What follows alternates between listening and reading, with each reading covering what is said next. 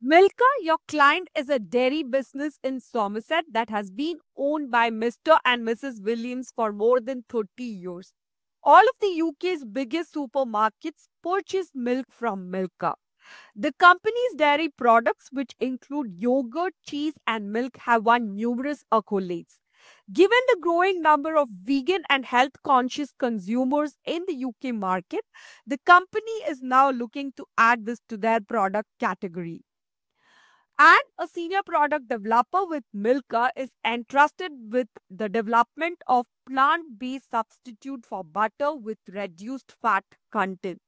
She brainstorms ideas with other product developers who are also experienced. During their discussion, it was found that a series of problems could arise during product development. So they proposed hiring a subject matter expert to provide refresher training before the new project is kick-started.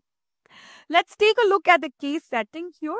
Milka, which is a dairy company, wants to venture into a new market consisting of vegan and health conscious consumers. They want to enter this market by providing a new product, which is a vegan substitute for butter with reduced fat content. Butter is a water and oil emulsion which is made from cream by a process called phase inversion. It has 80% fat and 20% water. Now, if we look at the microstructure of butter that's here, we can see that the backbone of butter is made of fat crystal network in which we have water droplets uniformly dispersed and stabilized with the help of emulsifiers. And in between this fat crystal network, you have liquid oil which is entrapped. Now, as far as industrial production of butter is concerned, we make use of cream, which is a oil and water emulsion rich in fat. The process occurs in three steps. First, the cream is subjected to a pasteurization process in order to remove all spoilage and pathogenic microorganisms. In the second step, the cream is cooled. During the cooling phase, milk fat undergoes partial crystallization, and finally, the cream is churned. In this phase, the partially crystalline fat globules, they tend to collide with one another and undergo something called partial coalescence, leading to the production of a solid fat crystal network that provides butter its characteristic texture and structure. Now, as we continue churning the cream, fat globules are broken and are evenly distributed.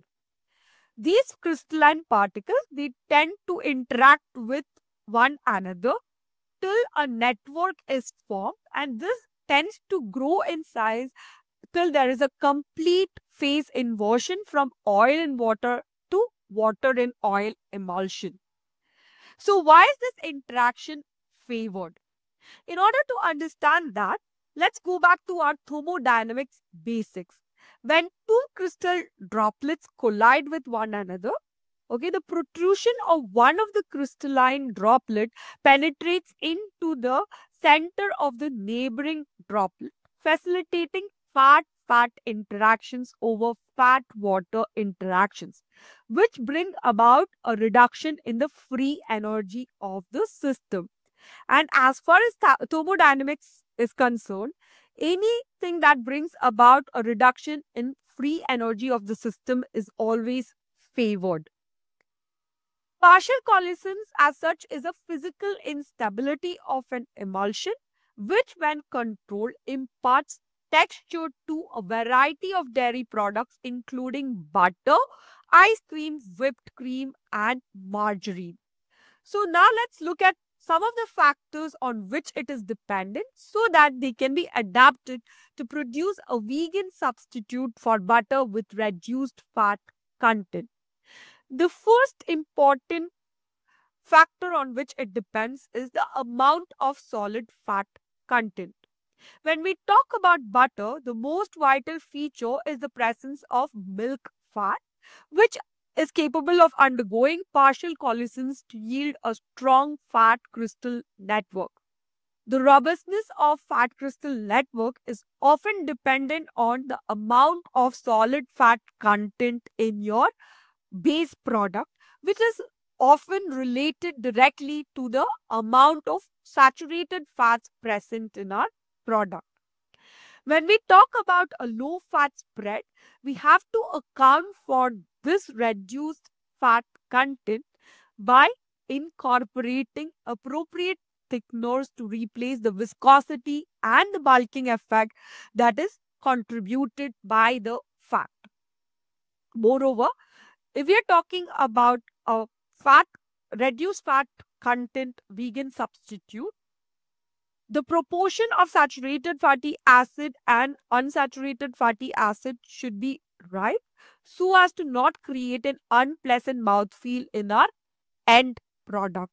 And why is this important? Because unsaturated fatty acids, they tend to exist as liquid at room temperature. The second most important thing is agitation speed control. This is relevant particularly if agitation is carried out before crystallization process, as it can have an impact on crystal morphology, location of crystals, and ultimately the amount of solid fat in your end product. Third is use of appropriate emulsifiers. Proteins as such, they are known to form a thick layer at the interface, which does not promote crystallization and ultimately does not aid in partial coalescence. On the other hand, if you're making use of small ionic surfactants, they form a thin layer at the interface which can be easily replaced, facilitating crystallization and eventually partial coalescence. But if you're making use of small ionic surfactants, then really the question is what thickener needs to be added along with it for maintaining the bulk of the system, and this maintenance of bulk will contribute to the mouthfeel of our end product. Finally, we have droplet size, oil droplet size. Although it might seem that bigger droplet may promote partial coalescence as more surface is available, this is not true, because if the size of the droplet is big, chances of those droplets colliding are limited. It's very restricted. Now, since we're talking about production of a vegan substitute for butter, we have to be not just mindful of the physical instability that it might face, but also chemical instability that our product may undergo, especially in presence of monounsaturated fatty acid and polyunsaturated fatty acid, which is your lipid oxidation. Thank you for staying with me through the video. In case you have any queries, please feel free to put them in the comment section and I'll get back at the earliest.